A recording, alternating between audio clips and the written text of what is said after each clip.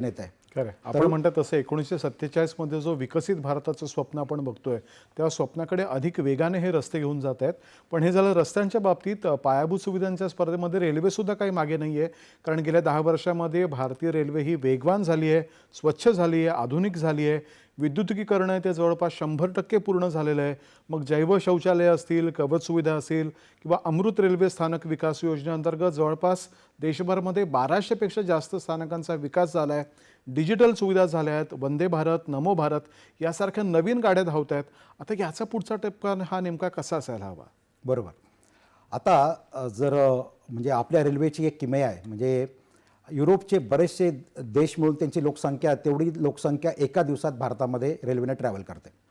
आणि त्याचा दुसरा पार्ट आहे तो उद्योगधंद्यांशी जोडलेला आहे, लॉजिस्टिक सपोर्ट. रेल्वे खूप मोठ्या प्रमाणावर लॉजिस्टिक सपोर्टसुद्धा आपल्या इंडस्ट्रीजला प्रोव्हाइड करते. तर रेल्वेचा विकास होणं खूप महत्त्वाचं होतं आणि त्याच्यावरती जे कार्य केलं गेलं त्याचा बजेटसुद्धा मल्टिपल टाईम्स वाढवला गेला आहे. जवळपास आता 2.9 लाख करोड एवढा बजेट रेल्वेचा आहे फक्त.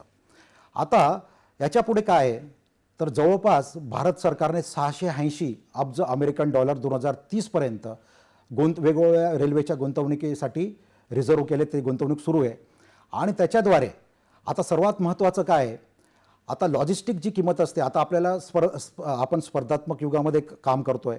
आपल्या इंडस्ट्रीजला टिकून राहायचं आहे, जगामध्ये त्यांना आपला माल विकायचा आहे, पण तो पण त्याची किंमत एवढी व्यवस्थित असली पाहिजे की विदेशात तो विकला गेला पाहिजे, भारतात पण विकला गेला पाहिजे, विदेशात पण. आता लॉजिस्टिक जो हा सपोर्ट असतो, जसं रेल्वेने जे काही सामान वाहतूक केली जाते त्याची जर कॉस्ट जास्त असेल तर ओव्हरऑल कॉस्ट वाढते आणि ते महाग पडतं. तर आता ह्या सरकारने ऑलरेडी फ्रेट कॉरिडॉरवरती भरपूर काम सुरू केलं आहे आणि आता नवीन 3300 किलोमीटरचा नवीन पूर्ण मार्ग फ्रेट कॉरिडॉरसाठी मोठ्या प्रमाणावर त्यासाठी पैसा त्यासाठी वेगळा काढलेला आहे. आणि या फ्रेट कॉरिडॉरवरती 2030 पर्यंत एवढं काम होणार आहे की लॉजिस्टिकची ही किंमत कमी होणार आहे. नंतर दुसरं महत्त्वाचं असतं की एका ठिकाणाहून मटेरियल दुसऱ्या ठिकाणी स्पीडीली पाठवणे, वेगाने पाठवणे.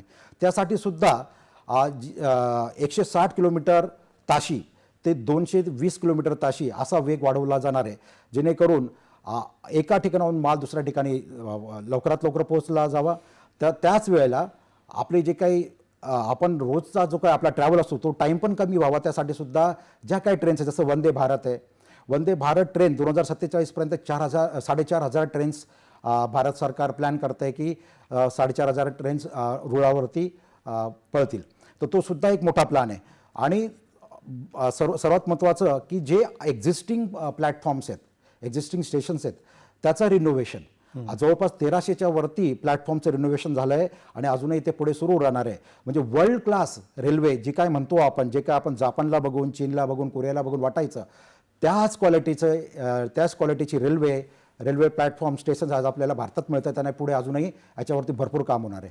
नंतर रेल्वे ट्रॅक डबल करण्याचं काम सुरू आहे. आज जे आहे जवळपास 26,000 किलोमीटर रेल्वे ट्रॅक ॲड केला गेला आहे. PIB वरती सर्व हा डेटा मिळतो. तर अजूनही याला डबल ट्रॅक करण्यासाठी याच्यामध्ये महत्त्वाचं काय आहे, बॉर्डर एरियाजमध्ये सुद्धा भारत सरकार काम करत आहे. बघा, एक तर देशाचा विकास एक महत्त्वाचा आहे, त्याच वेळेला देशाचं संरक्षण नाही करता आलं. आपले शत्रू जे आहेत चीन, पाकिस्तान, बांगलादेश, ते ज्या पद्धतीने काम करत आहेत बॉर्डरवरती वेगवेगळ्या ठिकाणी, तिथेसुद्धा रेल्वे असू दे, रस्ते असू दे, त्यांचं बांधकाम, उच्च कोटीचं बांधकाम आणि तिथे सर्व यंत्रणा उभी करणं, जेणेकरून आपल्या मिलिटरीला असू द्या किंवा आपल्या नागरिकांना असू द्या तिथपर्यंत जाता यावं, भ्रमण करता यावं, तिथे लक्ष देता यावं, त्यासाठी सुद्धा मोठ्या प्रमाणावरती रेल्वे काम करते. खरं. आणि जसे